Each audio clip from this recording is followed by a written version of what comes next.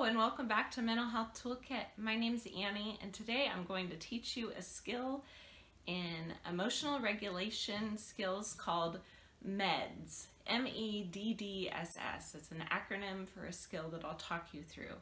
If you haven't watched my other video called Emotional Regulation Skills, I'd encourage you to do that as it tells the overall model of emotional regulation and what that looks like. And today I will give you a specific skill to practice to target one of the areas of emotional regulation. In that video, I talk about how Lane Peterson describes emotional regulation skills as having three elements: understanding our emotions and the process by which they happen, decreasing the intensity of our emotions, and decreasing our sensitivity and vulnerability to them.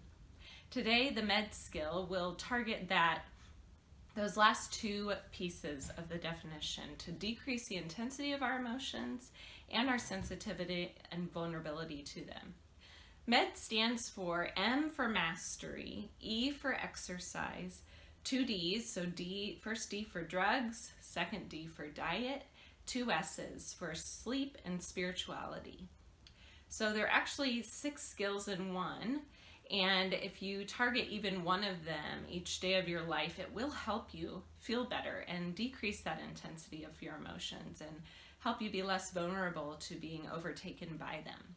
So mastery, M, is referring to doing something you're good at, something you already know you're skilled at. So it could be something like doing all of the dishes or cleaning the bathroom or sweeping and mopping, like a task in your house. It could also be something that is a little more creative, like maybe you like to sing and dance, or maybe you like to paint, maybe you like to redecorate, maybe it's something with other people, maybe you like to go running with a friend, or you like to be a part of a small group, maybe you even lead a small group in your life. So something that you're good at. E is for exercise. There's lots of different opinions on what exercise should look like, and I'm not going to tell you the exact right way. Some recommendations are doing 30 to 60 minutes of physical activity 3 to 6 days per week. That comes from a book called Burnout by Emily and Amelia Nagoski. And so they bring that idea up of exercising 30 to 60 minutes, 3 to 6 days per week. And that's similar to what other exercise recommendations are. It helps you to switch gears. It helps you to purge some of those emotions or calm them down. It also helps you get rest, because if you exercise, then you're more likely to sleep better later in the day.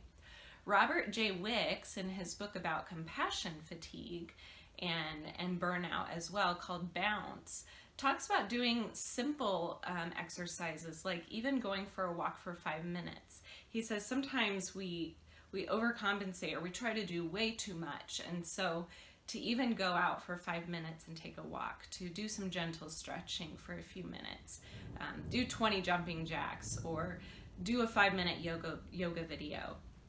That's enough to start getting your body out of being overwhelmed by your emotions.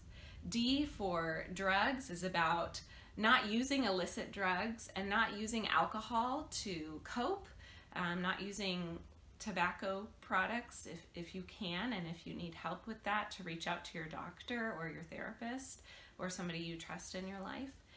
And then also with drugs, to take your medications as prescribed, or anything that you use over the counter, to be sure you're talking with your doctor about that and the best ways to take that.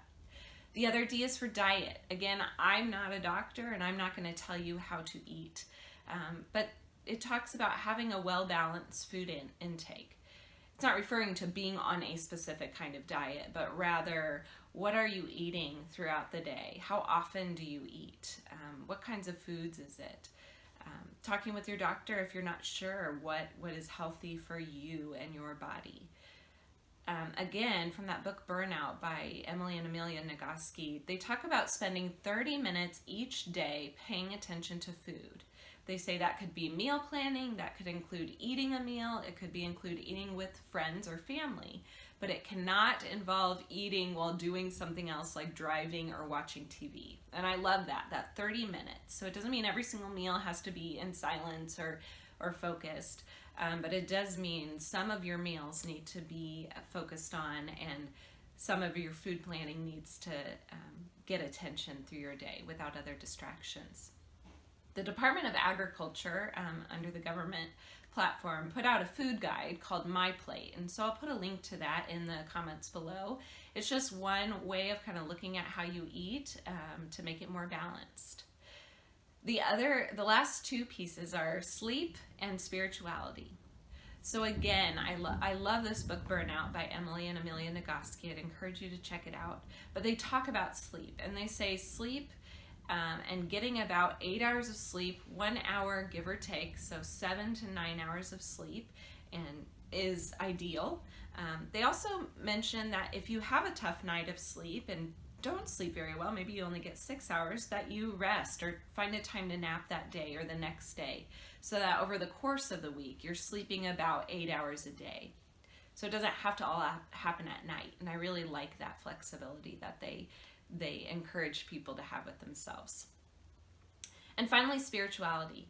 Brene Brown defines spirituality as recognizing and celebrating that we are all inextricably connected to each other by a power greater than all of us, and that our connection to that power and to one another is grounded in love and compassion. Practicing spirituality brings a sense of perspective, meaning, and purpose to our lives. I love that. So we gain more perspective, meaning, and purpose. We're connected. If something is truly spiritual, it's connecting us. It doesn't separate us. And it helps us practice love and compassion.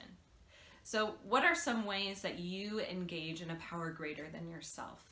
For me, I know that's being in nature, being outside, seeing there's more to life than just me and my house and my day. For me, it's singing and dancing and engaging in music in some way. I also attend a church, and so for me, it's a body of believers where we can connect with one another and celebrate the God we believe in corporately, and also being a part of a small group. So what are those ways that you connect with your spirituality? Again, this is an emotional regulation skill. So it helps to manage your emotions, and it's very much the behavioral side of emotional regulation, doing certain things, practicing certain behaviors, or restricting yourself, like in the drugs and alcohol, being careful with that intake so that you can live a more full life. So I encourage you to maybe just grab a hold of one of these elements of the MEDDSS skill and start practicing that this week. Maybe you're going to challenge yourself to do it every day this week. Maybe every day you'll do a different element of this skill and see how you feel. Notice how it impacts your response time to frustrating situations, that maybe it helps you calm down a bit faster. Maybe it helps you feel differently about a certain relationship or situation. Again, as you practice these, be kind to yourself, talk about it with somebody else in your life, and I will see you next time.